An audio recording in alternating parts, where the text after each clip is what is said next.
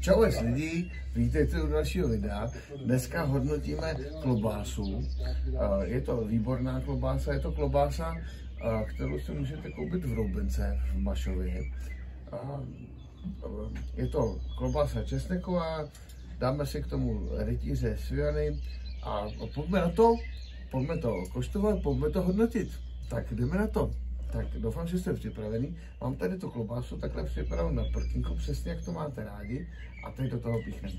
Podívejte se na to, jo? A já vám to takhle nakrojím, tak jak to máte rádi. A ukážu vám, koukejte na tu konsistenci, krásnou, nádhernou. Je to, ta konsistenci je nádherná. A pojďme to kusnout.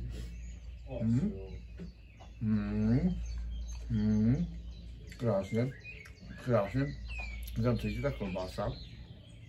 Je to výborný. Dali jsme to a teď pojďme to ještě zkusit ještě jednou. Dáme si ještě jednou takhle uřízneme, jak to máte rádi a dáme si tam ještě tady ty příchutě. Příchuť 1 je hořčice. Takový zamásneme krásně, nádherně, ladně. A dáme si tam i trošku křenu. Čerstvý, krásný, nastrouhený křen. Blbě se to nabírá, ale dáme tam toho hodně, protože tak to máme rádi. A uvidíme, co to s námi udělá. Pojďme na to. Pojďme to koštovat. No tak ten křen tam je cítit teďko nádherně. Hledně. Já si myslím, že není co tomu vytknout. Já tomu dávám osobně bodů, tomu dávám 10/10. 10/10 bodů dávám.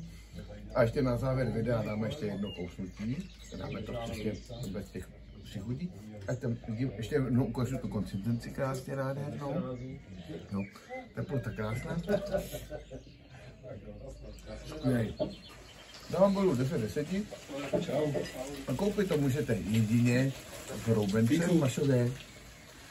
A loučím se s váma a u dalšího videa lajky, follow a čus.